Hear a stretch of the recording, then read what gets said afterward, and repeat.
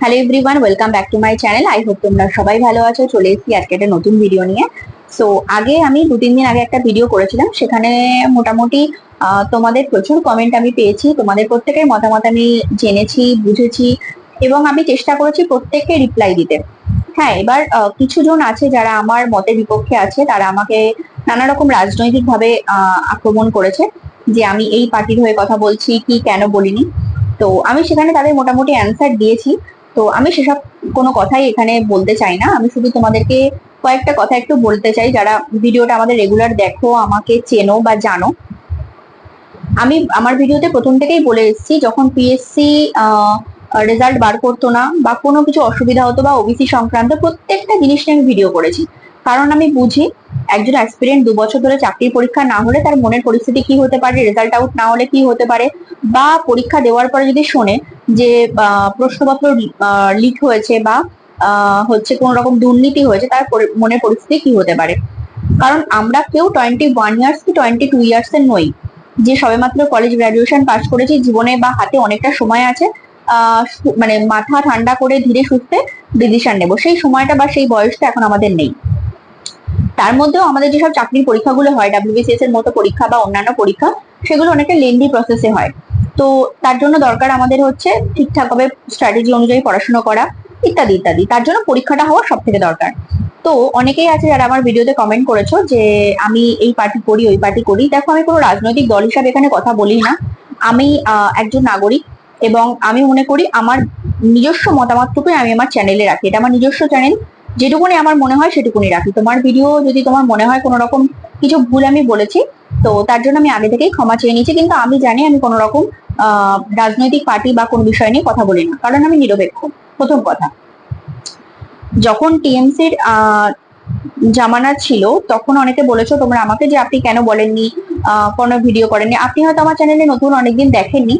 পুরোনো ভিডিওগুলো দেখলে বুঝতে পারবেন, যখন ভোটের আগেও আমি বলেছি যে এবার বদলানোর পালা, আপনারা ঠিকঠাক ভাবে বদলাবেন, সরকার কি রাখবেন, কি কি হবে। কারণ আমাদের রাজনৈতিক পার্টি কে আসছে কে যাচ্ছে, কে কি করছে, আমাদের এটা এটা নিয়ে কোনো মাথা ব্যথা নেই। আমাদের মাথা ব্যথা কোনো ভাতা নিয়ে নেই। আমরা কোনো রকম কোনো অন্নপূর্ণা বা কোনো রকম পোর্টাল বা সুযোগ সুবিধা পাওয়ার জন্য চাকরি মানে পড়াশোনা করিনি। এত বছর ধরে এত পড়াশোনা করে ডিগ্রি অর্জন করা, এত রাতের পর রাত জেগে নোটস তৈরি করা, পরীক্ষা দেওয়া, এগুলো আমাদের মানে চিন্তার বাইরে।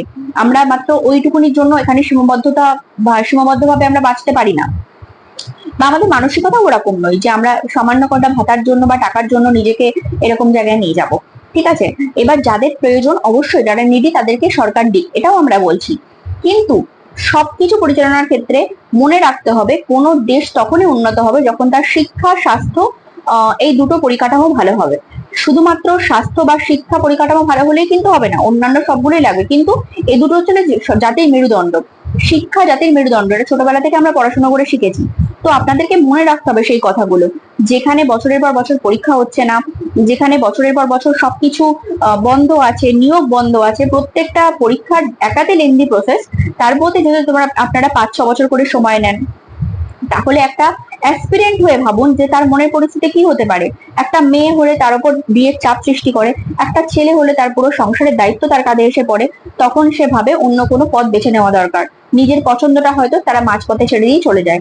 কিন্তু অনেকেই আছে যারা জেদ ধরে বসে আছে যে এটা আমার চাই। তার জন্য আপনাদের দরকার একটা সুন্দর পরীক্ষা সিস্টেম, যার মধ্যে একটা ছেলে মেয়ে বড় হয়ে, আমরা যখন বলি যে তুমি বড় হবে, ভালো চাকরি করে পড়াশোনা করবে, গ্রাজুয়েশন কমপ্লিট করে সরকারি চাকরির পরীক্ষা দেবে, একটা সরকারি চাকরি পাবে। প্রত্যেকেরই স্বপ্ন থাকে সরকারি চাকরি পাওয়ার। হ্যাঁ, তার মধ্যে অনেকেই চেষ্টা করে বিজনেস বিজনেস করার, কি প্রাইভেট সেক্টরে জব করার। কোনো কোনো কাজটাই ছোট না। কিন্তু আমার মনে হয় যদি সরকারি চাকরিতে ভালো ঠিকমতো নিয়োগ প্রক্রিয়া ঠিকঠাক থাকে এবং সর্বস্তরে সবকিছু নিয়োগ প্রক্রিয়া ঠিকঠাক থাকে, তাহলে হয়তো অনেক ছেলে মেয়ে তাদের মাঝপথে স্বপ্নটা ছেড়ে দিয়ে প্রাইভেট সেক্টরে হাড় ভাঙা খাটুনি পরিশ্রম করতে যায় না, হয়তো যায় না, এটা আমার ব্যক্তিগত মতামত। বা ব্যবসা করতে যায় না, হয়তো তাদের পছন্দটা তারা বিসর্জন দিয়ে দেয়। এবার অনেকেরই প্রথম চয়েস থাকে যে আমরা বিজনেস করব কি আমরা প্রাইভেট সেক্টরে জব করবো, সেটা আলাদা ব্যাপার। কিন্তু অনেকে এরকম হয়তো চাপে পড়ে, পারিপার্শ্বিক চাপে পড়ে তারা নিজেদের স্বপ্নটাকে বিসর্জন দিয়ে দেয়, কারণ আমরা যে সিস্টেমে আছি সেখানে ঠিকমতো পরীক্ষাগুলো নেওয়া হয় না। এটাই আমার বক্তব্য ছিল। আমি আগের সরকারেও বলেছি, এই সরকারেও বলছি, দেখুন গণতান্ত্রিক দেশ, আমাদের ভারতবর্ষ একটা গণতান্ত্রিক দেশ, এখানে সবকিছু ভোটের মাধ্যমে তৈরি হয়। জনগণ ভোট দিয়ে আপনাদেরকে ওইখানে বসিয়েছে, তাহলে আপনাদেরও দায়িত্ব থাকবে যে প্রত্যেকটা মানুষের কথা ভাবা, প্রত্যেকটা স্তরের কথা ভাবা।